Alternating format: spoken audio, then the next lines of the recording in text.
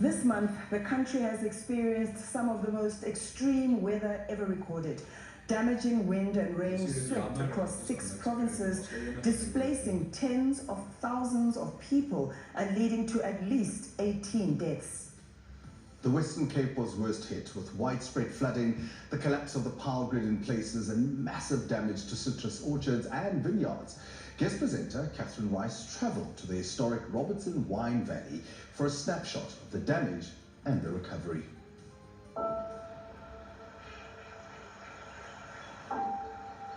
You're looking at between 290 and 330 millimeters of rain over 3 days.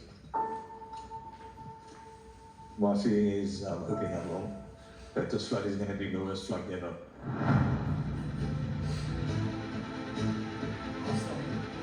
It was absolutely terrifying. It looked like there was an ocean in front of us.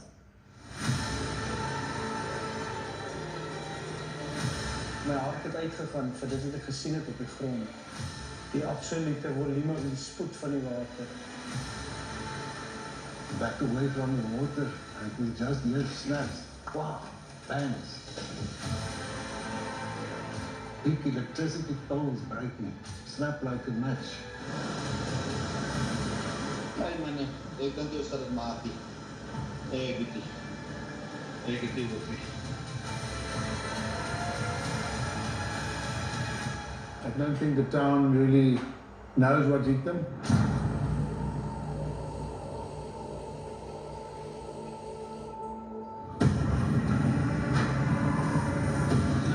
Weeks ago, a sequence of cold fronts struck the Western Cape. Extreme rainfall fell in the catchment areas. Hurricane-force gusts reached 117 kilometers per hour. 11 people died, and the Western Cape is still dealing with the fallout of an event declared a provincial disaster.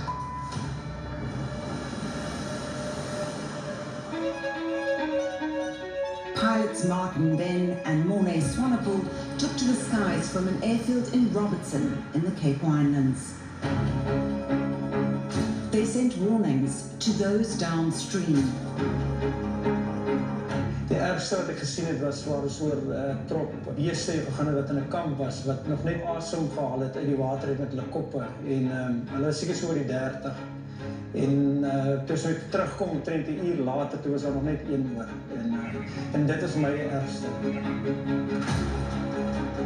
The following day, conservationist and photographer Jean Tresvan followed the Breda River from source to sea.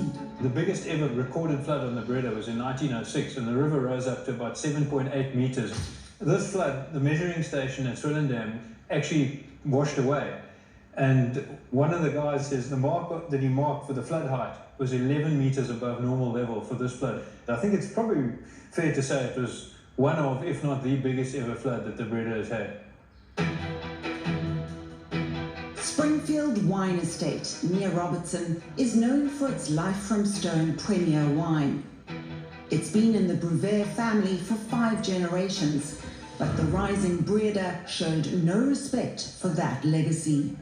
It's almost surreal because you do as much preparation as you can, and then within an hour we realized that there was actually nothing we could do. And was this the worst flood you've ever seen in your lifetime? Oh, 100%. All you could see was water in front of you as far as the eye could see. Peter Brevet is Springfield's viticulturist. They are the masters of the vineyard, focusing on the science of grape cultivation. Give way. So a meter every 10 minutes was... Yeah, well, it was climbing up here, and we had to, eventually when it was getting to the top, we just retreated to higher ground and watched it climb over the walls. And last year, a brand new 20-hectare vineyard was planted at a cost of 500,000 rand per hectare. But as the day progressed, the new vineyard began to disappear quickly. The following morning, all that was left was just a field of rocks. this was where the new vineyard was that we replaced after the previous floods and we planted last year. And Yeah, we had high hopes for the vineyard. It was actually looking very nice. Astonishingly, this vineyard was situated about a kilometre from the Breda watercourse. Peter showed us the extent of the devastation. They will recover if we can just get them dry and get all the water out of them. We still need to process it and to say goodbye to what there was, because it's never going to be the same again.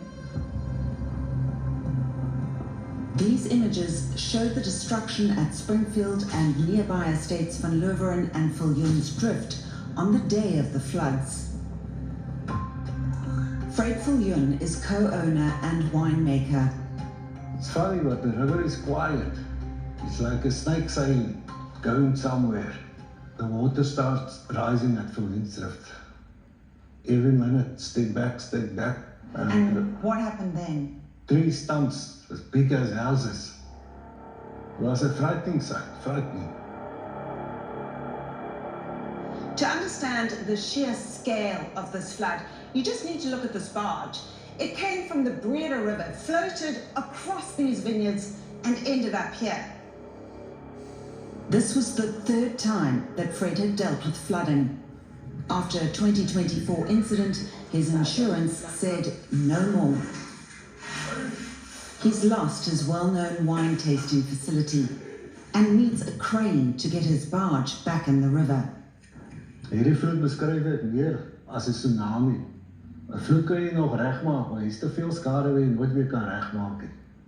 Incredibly, Fred thinks he got off lightly. I mean, Fred, if you look at these vineyards, they look dead to me. No, this is nothing compared to the other farmers. Nothing, absolutely nothing you can rescue this vineyard in one day.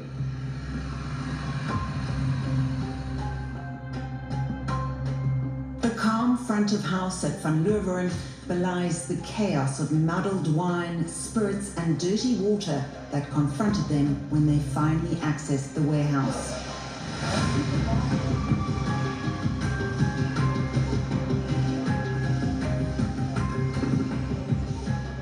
What's happening here is quite extraordinary. There are hundreds of people who've been cleaning up for days. This is the Van Leuven warehouse that was 2 meters underwater. Over 1 million bottles were stored here, and they were all damaged by the floods.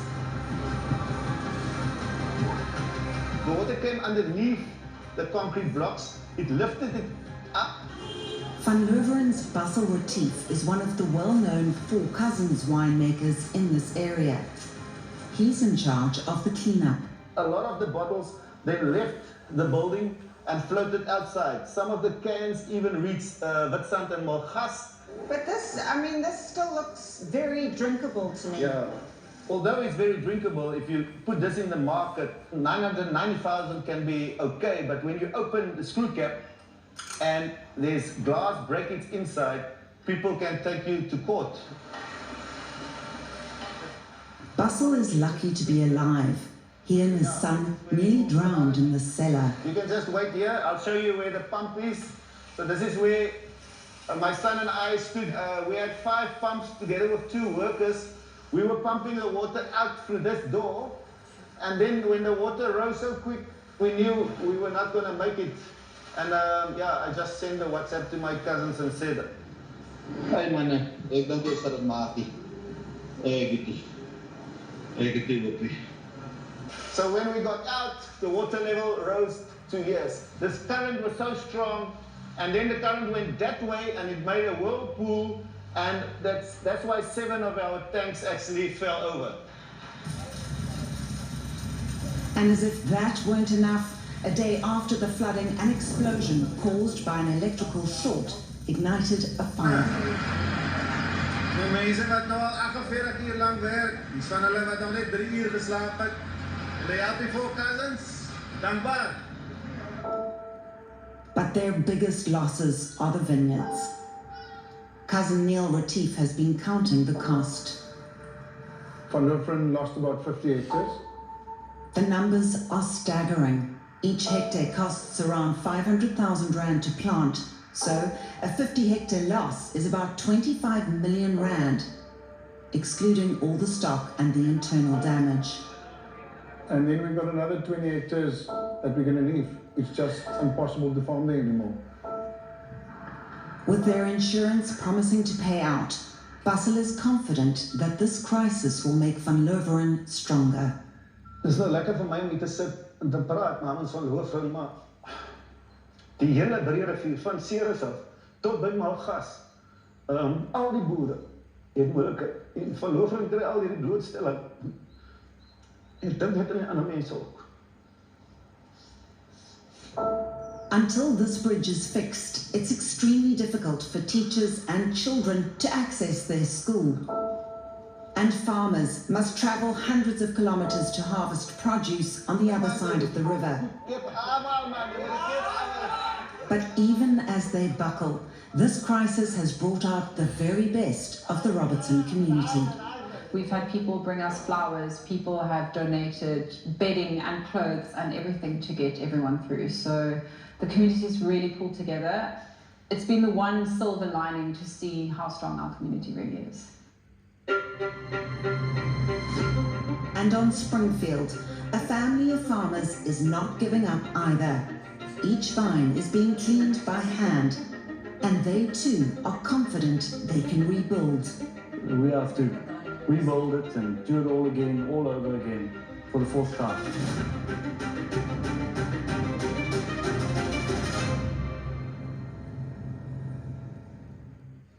Up next, he spent more than a decade investigating a shadow economy.